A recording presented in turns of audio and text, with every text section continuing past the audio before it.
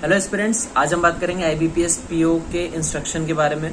Prelims होने वाला है तो उसके रिलेटेड सर्टेन इंस्ट्रक्शंस होते हैं जो हमें फॉलो करने होते हैं, जो जो चीजें लेके जानी होती है। बेसिकली वो जो इंस्ट्रक्शन पेज होता है ना, इतना लंबा सा, उसको मैं समराइज करके बताऊंगा, क्योंकि जो जो लोग पहली बार एग्जाम दे रहे हैं उनको थोड़ा सा पैनिक हो सकता है कि भाई क्या लेके जाना है क्या नहीं लेके जाना, क्योंकि इतना बड़ा इंस्ट्रक्शन पेज होता है, उसको देख के हालत खराब हो जाती है। तो फर्स्ट टाइम वालों के लिए ये वीडियो बहुत यूजफुल होने वाली है, क्योंकि फर्स्ट टाइम वाले वैसे ही एग्जाम का प्रेशर में बहुत ज़्यादा कंफ्यूज हो रखे होते हैं, तो इंस्ट्रक्शन पेज से और कंफ्यूजन ना बढ़े, इसलिए मैं उस वीडियो को वो जो इंस्ट्रक्शन पेज होता है उसको मैं समराइज करके वीडियो बनाया था कि क्या क्या आपको लेके जाना है। तो स्टार्ट करते हैं। देखो, सबसे पहले जो सबसे इम्पोर्टेंट चीज़ होती है उसके बारे में बात करते हैं, जिसके बिना आपको एंट्री नहीं है, वो है एग्जाम टिकट या हॉल टिकट या फिर एडमिट कार्ड। सबने एडमिट कार्ड सुना होगा, ज़्यादातर लोगों ने एडमिट कार्ड सुना होगा, तो वो सबसे इम्पोर्टेंट होता है, तो उसको प्रिंट कर लेना। देखो, पिछले साल जिन्होंने एग्ज़ाम दिया है या उससे पिछले साल एग्ज़ाम जिन्होंने दिया है, उन्हें एक डिक्लेरेशन वाला जो एक फॉर्म होता है वो भी निकालना होता था, जो एडमिट कार्ड के पीछे दिया रहता था। बट इस साल वो नहीं है, क्योंकि कोरोना अब इतना ज़्यादा वो खौफ उसका रहा नहीं है, तो आप लोग सिर्फ फर्स्ट पेज निकाल लेना, क्योंकि फर्स्ट पेज ही दिया होता है। अब डिक्लेरेशन वहाँ दिया ही नहीं होता, तो उसको देख के हैरान मत होना कि डिक्लेरेशन कहाँ है। तो फर्स्ट पेज निकालना है खाली, ठीक है। और कोशिश क्या करना, कंफर्म यही करना कि लैंडस्केप मोड पे मत कर लेना, उसे टेढ़ा प्रिंट नहीं होना चाहिए कि 2 पेज पे प्रिंट कर लिया, ठीक है। सिंगल पेज पे एकदम सीधे प्रिंट आउट निकलना चाहिए, ठीक है। उसके बाद नेक्स्ट इंपॉर्टेंट चीज हो जाती है आईडी कार्ड, ठीक है, जो आपकी आइडेंटिटी प्रूफ है। आधार कार्ड हो गया, पैन कार्ड हो गया, और भी चीजें आप लेके जा सकते हो, जैसे ड्राइविंग लाइसेंस। लर्निंग वाला नहीं लेके जाना। ड्राइविंग लाइसेंस हो गया और पासपोर्ट हो गया, ये सब मैंने हमेशा प्रायोरिटाइज किया है, आधार कार्ड और पैन कार्ड को। और इन दोनों में से भी हमेशा पैन कार्ड को प्रायोरिटाइज किया है, क्योंकि आधार कार्ड में कभी कभार बचपन वाली फोटो होती है, जैसे मेरे में तो यही है, तो मैं पैन कार्ड लेके जाता हूँ to be on safe side. But still अगर किसी ने अपना आधार कार्ड ही डाल दिया और उसमें बचपन वाली फोटो है, तो ज्यादा दिक्कत नहीं होती है, क्योंकि थोड़ी थोड़ी शक्ल भी मैच हो जाती है ना, वो ऐसे हो जाते हैं कि हाँ ठीक है चलो। और अब बात करते हैं कि उसकी जो आईडी होती है उसकी हमें फोटोकॉपी भी लेके जानी है, तो लेके जानी होती है। तो किसी को डाउट होता है कि कलर्ड लेके जाएं या ब्लैक एंड व्हाइट लेके जाएं, तो ब्लैक एंड व्हाइट आप लेके जा सकते हो, कलर्ड भी आप लेके जा सकते हो, बट क्यों पैसे बर्बाद करना जब आप ब्लैक एंड व्हाइट भी लेके जा सकते हो। सेम विद एडमिट कार्ड, उसका भी ब्लैक एंड व्हाइट आप लेके जा सकते हो। दूसरी इंपॉर्टेंट चीज हो जाती है कि उसमें इंस्ट्रक्शन पेज में लिखा होता है स्टैम्प, ग्लू और मास्क, ठीक है। ये सब ऑप्शनल चीजें होती हैं, ये आप लेके भी चले जाओ, कोई दिक्कत नहीं है। नहीं भी लेके जाओगे तो ये बेस्ट है, वैसे ना लेके जाओ, क्योंकि वहां पे मिल जाता है। और मास्क ऑप्शनल है, ठीक है, उसमें लिखा होता है कि मास्क पहन के जाओ, बट ऑप्शनल होता है, शायद लिखा भी नहीं होता ठीक से। अब खैर, मास्क ऑप्शनल है, आप पहन के जाओ तो भी ठीक है, नहीं पहन के जाओ आप तो भी ठीक है। ये आपकी पर्सनल उसके लिए है, हाइजीन के लिए, ठीक है। अगली बात आई थी पेन। बहुत लोगों के दिमाग में डाउट होता है पेन लेके जाऊं या ना लेके जाऊं। देखो, कभी कभार ऐसा होता है कि पेन जो वो बॉक्स देते हैं जिसमें बहुत सारे पेन होते हैं, उस बॉक्स में ढंग का पेन नहीं मिलता है, तो आप अपना अच्छा सा पेन लेके जाओ। ट्रांसपेरेंट पेन लेके जाना, उसमें कुछ लिखा नहीं होना चाहिए, कोशिश करना कि उसमें कुछ लिखा नहीं होना चाहिए। देखो, किसी सेंटर में अगर आप अच्छा सा बिल्कुल साफ पेन भी लेके जाओगे ना, अगर उसमें कुछ नहीं भी लिखा है, तब भी वो लोग जमा कर लेते हैं, तो बट कोई लोग लेके जाने भी देते हैं, ठीक है। तो आप सस्ता सा पेन लेके जाना एकदम, ताकि जमा होने में भी दर्द ना हो। और ट्रांसपेरेंट पेन लेके जाना, उसके चांसेस ज्यादा होते हैं कि आपको लेने देंगे, ठीक है।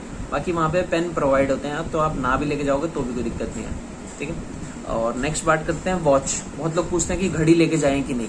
भाई, ये सवाल मुझे समझ नहीं आता। आजकल डिजिटल वॉच आने लग गई है और स्टिल आप पूछ रहे हो कि वॉच लेके जाने की नहीं। वॉच बिल्कुल अलाउड नहीं है, ठीक है। वहां पे टाइमर आपका चल रहा होता है, बट ये ध्यान रखना, जो उस पर चल रहा होता है, स्क्रीन पे चल रहा होता है, वो एग्जाम का टाइमर चल रहा होता है। आपको एक्चुअल टाइम कितना हो रहा है और जाने का टाइम हो रहा है कि नहीं, ये सब आपको टाइम कहीं पे भी, रूम में कहीं पे भी घड़ी भी नहीं लगी होती है। इसका रीजन मुझे नहीं पता क्या हो रहा है ऐसा, क्यों हो रहा है ऐसा, बट ऐसे होता है, ठीक है। नेक्स्ट बात करेंगे कि पानी बोतल। किसी को प्यास बहुत ज्यादा लगती है, वो 1 घंटा भी नहीं रुक पाता है, तो ये अंडरस्टैंडेबल है, किसी के साथ होता है। तो आप कोशिश करना कि जो आप बोतल कैरी करोगे वो ट्रांसपेरेंट होनी चाहिए। हो सके तो व्हाइट बोतल रख लेना, मतलब कोई कलर्ड बोतल ना हो, कहने का मतलब ये है। और वो ट्रांसपेरेंट हो, मतलब उसमें क्या है वो दिखना चाहिए, ठीक है।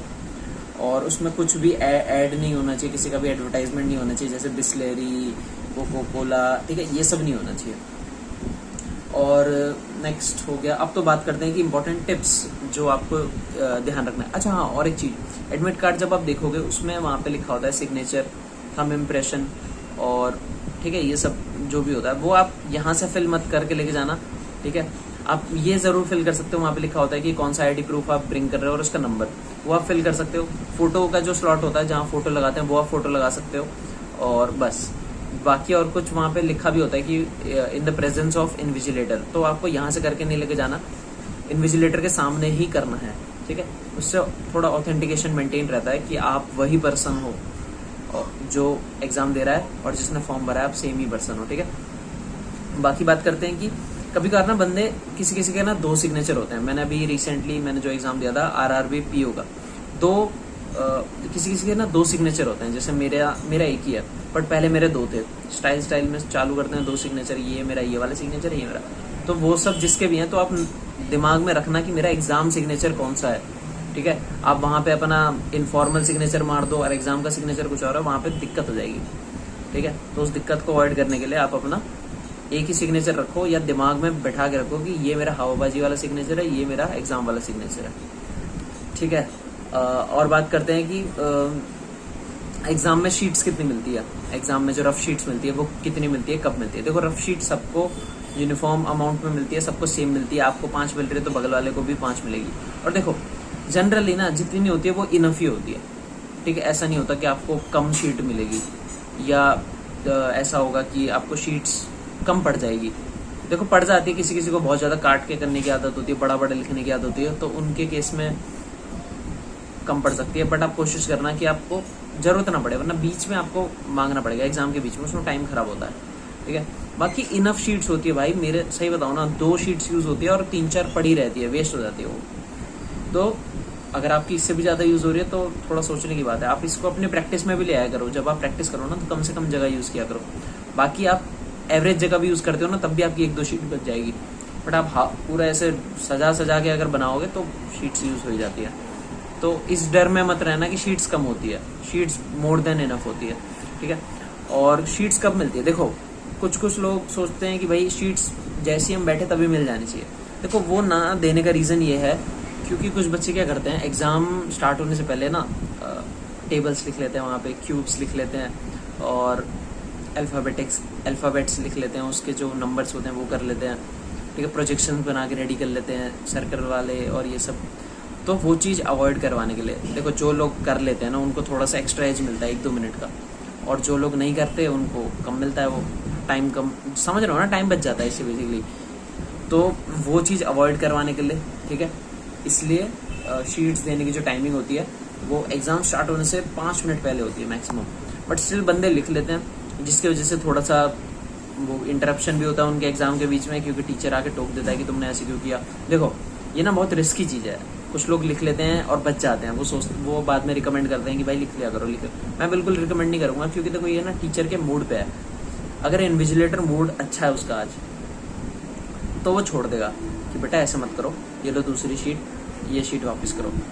बट अगर उसका मूड खराब है ना, अगर वो घर से लड़के आया है तो वो कुछ भी कर सकता है, ठीक है। उसके ऊपर कुछ वो नहीं होगा, समझ रहे हो, उसको कुछ एक्शन नहीं होगा। क्यों ही एक्शन होगा, तुम्हारे ऊपर होना चाहिए एक्शन। अगर तुम ऐसा कर रहे हो तो कोशिश करना कि ना करो ऐसा, ठीक है, ना ही करना, ठीक है। और देखो, फोटोज भी लेके जानी होती है, पासपोर्ट साइज फोटो लेके जानी होती है, और वो यूज 2 ही होती है। बट मैं रिकमेंड करूंगा कि आप 5-6 लेके चले जाओ, कोई दिक्कत नहीं है, वापस ले आना, बहुत भारी नहीं होती, थोड़ी भारी होती है आई नो, बट ज़्यादा भारी भी नहीं होती। तो 3-4 ले जाना, 5-6 भी ले जाना, ठीक है। 2 से ज़्यादा ले जाना, मेरा कहने का मतलब ये है। वैसे 2 यूज़ होती है, एक आपके एडमिट कार्ड पे लगती है, एक आपकी अटेंडेंस शीट पे लगती है, ठीक है। और बात करते हैं एग्जाम रिलेटेड टिप्स, मतलब जो एग्जाम में बैठोगे जब आप, तब कैसे चीज़ें सॉल्व करनी है, कैसे क्या अप्रोच रखनी है। देखो, इसमें सेक्शनल टाइमिंग होती है। सेक्शनल टाइमिंग से मेरा मतलब है कि जैसे इंग्लिश का पहले खुला सेक्शन, तो इंग्लिश का जब इंग्लिश का जो 20 मिनट है वो जब कंप्लीट हो जाएगा, तभी आप मैथ सेक्शन पे या फिर रीजनिंग सेक्शन पे आओगे। फिर जब वो वाला सेक्शन कंप्लीट हो जाएगा, उसका सेक्शनल टाइमिंग कंप्लीट हो जाएगा, तब दूसरे सेक्शन में आओगे, आप तीसरे सेक्शन में आओगे, ठीक है। तो इसमें ऐसा कोई जैसे RRB में एक स्ट्रेटेजी होती है कि पहले की इंग्लिश सारे कर लो, फिर जो इजी लगता है फिर वो कर लो, फिर लास्ट में हार्ड, ऐसा इसमें नहीं है। इसमें सेक्शनल वाइज अप्रोच होती है। जैसे अगर मान लो आप मैथ्स की बात करूँ मैं, तो इसमें पहले सारे बेसिक जो स्पीड मैथ्स जिसे कहते हैं, स्पीड मैथ्स पहले कर लो, फिर आप डीआई पे जाओ। यहाँ पे डीआई से ज़्यादा मैं अगर इसको अगर मैं बोलूँगा, मैं अगर अपनी स्ट्रेटजी की बात करूँ तो IBPS PO में मैं डीआई से पहले अर्थमेटिक करता हूँ, क्योंकि मैं अर्थमेटिक में बहुत नहीं, ठीक ठाक कंफर्टेबल हूँ। और डिपेंड करती है डीआई कैसी, कभी कभार ना PO में एक डीआई ऐसी होती है जो थोड़ी सी घुमावदार होती है, तो इसलिए मैं पहले अर्थमेटिक करता हूँ और फिर डीआई लास्ट में करता हूँ। देखो सबका अलग अलग हो सकता है, किसको किस में ज़्यादा पकड़ है, पर मैं ये ज़रूर बताऊँगा कि IBPS PO मैथ्स में क्वांट सेक्शन में प्री में एक डीआई ऐसी ज़रूर डालेंगे, वो जो टाइम किलर होगी, तभी जो मार्क्स होते हैं IBPS PO में वो 30 के करीब ही जा पाते, 35 नहीं हो पाते, ठीक है, क्योंकि टाइम ज़्यादा लगता है उसमें। 35 भी हो जाता है, ऐसी बात नहीं है, बट मेरे 30 ही आए थे, तो इसलिए मैं बताना चाहूँगा, जहाँ तक मुझे याद आ रहा है मेरे 30 ही आए थे, ठीक है। मार्क्स में तो मेरे इतने ही आते हैं, 35 अभी तक टच हुए नहीं है, बुरा लगता है, बट कोई बात नहीं। और IBPS PO मतलब रीजनिंग में, IBPS PO की बात चल रही है तो मैं बार बार IBPS PO नहीं बोलूँगा।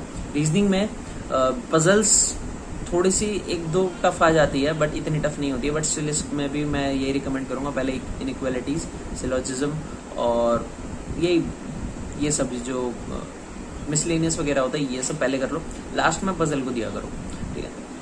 और इंग्लिश में भी वैसे ही, लास्ट में रीडिंग कॉम्प्रिहेंशन और पैराजम्बल लास्ट में, बाकी सब चीज़ें पहले निपटा दो। और पैनिक नहीं करना है, ठीक है। एग्ज़ाम जब टफ आता है तो कट ऑफ भी कम जाती है। पिछले साल एग्ज़ाम बहुत टफ आया था, कट ऑफ जनरल की दिल्ली की 49 गई थी, 50% से भी कम। तो डरना नहीं है, जितना पढ़ा है उस पर भरोसा रखो। और ये चीज़ दिमाग में ध्यान रखना, अगर टफ तुम्हें लग रहा है ना एग्ज़ाम, जब बैठे हो टफ लग रहा है, तो ये ध्यान रखना सबको टफ लग रहा है, बस चेहरे पे दिख नहीं रहा है किसी के, ठीक है। वहाँ किसी के चेहरे मत देखने बैठना, एग्ज़ाम के बाद देख लेना, ठीक है। चलो पढ़ते रहो यार, और मैं भी अभी पढ़ ही रहा था। फिर आई नो ये वीडियो काफ़ी लेट हो गई, क्योंकि यार एग्ज़ाम्स इतने हैं, अभी SSC का रिजल्ट नहीं आ रहा है, मेरा दिमाग ख़राब हो रहा है। मैंने वो भी भरा हुआ था, तो वो भी पढ़ना पड़ रहा है। अगर रिजल्ट आ जाए ना तो कम से कम ये रहता है कि चलो निकला, नहीं निकला पता लग जाएगा। नहीं निकलता ना तो हमारे दिमाग में ये रहता है कि निकल गया, तो वो भी पढ़ रहा हूँ और बैंकिंग का भी पढ़ रहा हूँ, ठीक है। तो पढ़ते रहो, ऑल द बेस्ट। और यहाँ पूजा चल रही थी, तो सबको गणेश जी की ब्लेसिंग्स, ठीक है। चलो पढ़ते रहो एंड बाय।